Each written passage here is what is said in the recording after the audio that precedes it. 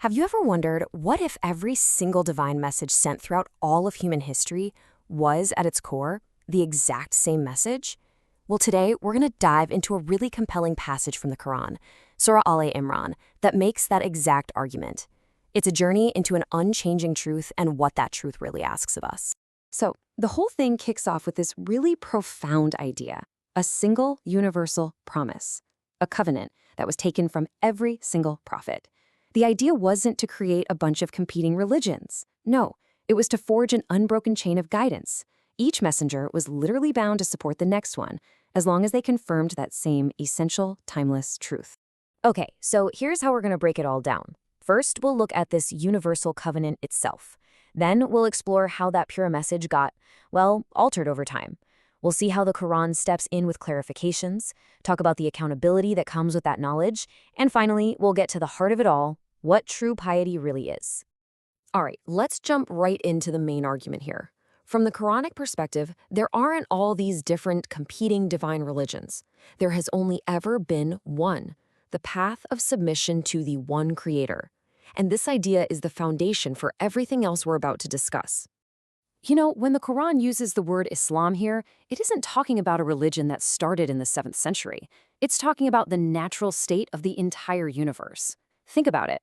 The sun, the moon, the trees, the galaxies, everything in the cosmos is operating in perfect submission to divine law. That submission is their Islam. The prophets were simply sent to call humanity back to this innate, natural way of being. So what was the job description for a prophet? Well, it was actually super consistent through the ages. 1, receive and understand the divine book. 2, call people to become Rabbani, which means not just servants, but really devout, learned people who are deeply connected to their Lord. And 3, and this is a huge one, to forbid the worship of any created being, whether it's angels or even the prophets themselves. And what this all leads to is a pretty powerful conclusion. A true believer doesn't just pick and choose their favorite prophets. You're required to accept the entire chain, from Abraham to Musa to Isa and all the others, as a single unified brotherhood. Why? Because they all delivered the exact same core message of pure, unadulterated monotheism. All right, so if the original message was so pure and simple, where did things go off the rails? This next part of our journey dives into how human hands and, worldly desires started to twist and distort this divine truth. So on this slide, you can really see the contrast, like a before and after. The pure call to worship Allah alone, that got corrupted when messengers and angels themselves were turned into deities. The command to uphold the meaning of Scripture, that was undermined by people who literally twisted the words. And that genuine piety from the heart, it got replaced by empty rituals that were often just a cover for greed and hypocrisy. And get this, the way this corruption happened could be incredibly subtle. We're not always talking about someone completely rewriting the text. The commentary here says sometimes it was as simple as twisting your tongue while reading aloud. Just a slight change in pronunciation could flip the entire meaning of a verse, turning a statement of truth into its complete opposite, all to fit a particular agenda. Okay, so this is where the Quran steps in to, set the record straight. It doesn't just make these vague statements. It directly takes on the specific arguments and historical mix-ups that were common at the time, and it offers crystal clear counterproofs. So one of the first big questions people had was about food, about dietary laws. Some of the people of the book were asking, hey, if this message is from the same source, why does it allow foods that our tradition has forbidden for centuries? It was a fair question.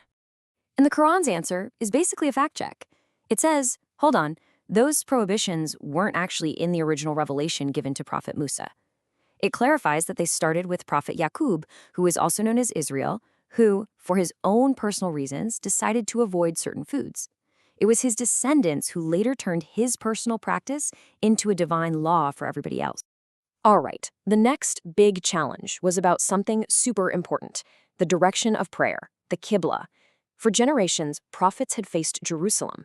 So people asked, why did this new prophet suddenly turn towards a different building, the Kaaba in Mecca? It looked like a major break from tradition. And again, the Quran's response is all about history. If you just look at the timeline, it becomes pretty clear. The Kaaba was built by Prophet Ibrahim centuries before the temple in Jerusalem was even constructed by Prophet Suleiman. So from this perspective, turning towards the Kaaba isn't some new innovation. It's a return to the most ancient house of worship ever dedicated to the one true Allah. But it wasn't just about being the oldest. The verses point to other signs too. I mean, for thousands of years, in a region famous for tribal warfare and constant chaos, the area around the Kaaba was this amazing zone of peace and security. The text argues that this itself is a clear sign of its special, divinely protected status.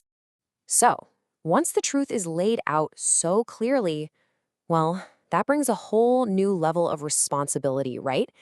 A choice has to be made. And these verses then get really serious about the consequences for those who understand the message but deliberately turn their backs on it, especially if they do it for some kind of worldly gain. And look, the warnings here they're incredibly severe.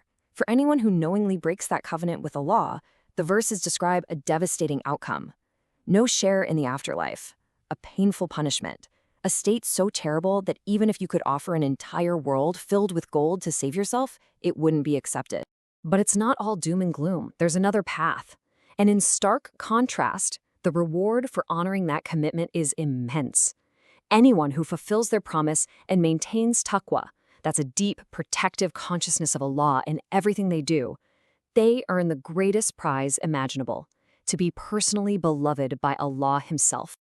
And that brings us to our final part, which is maybe the most personal and profound piece of this whole thing. After all the history, all the theology, the Quran drills down to the absolute core of faith. What does it actually mean to be a genuinely good person? So first, the Quran makes it super clear what true piety is not. It's not a performance. It's not just a checklist of rituals that you do while your heart is still filled with greed or selfishness. The commentary uses this amazing metaphor. It's like putting a shining polish on rotten wood. It might look good on the outside and might even fool people, but it doesn't fool the Creator. So then what is true piety, this concept called al-bir? The text defines it as the very soul of righteousness. It's not just about what you do. It's an internal state of being. It's when your love for Allah becomes the single most powerful force in your life. So powerful that you become willing to give up the things you love most just for His sake. And then we get this one verse that it nails the whole idea perfectly. It's a direct challenge to every single one of us. It says you will never reach that highest level of righteousness, al-bir, until you are willing to spend from the things you truly, deeply love. Not just your spare cash, but the things that have a real grip on your heart. And so at the end of it all, we're left with this really powerful, personal question. After laying out this grand, unified message for all of humanity, the Quran turns the spotlight right back on us. It suggests that true faith isn't just a matter of what you believe in your head. It's proven through sacrifice. So the question isn't just what do you believe, it's what are you willing to give up for that belief? What is the beloved thing that true piety is asking of you?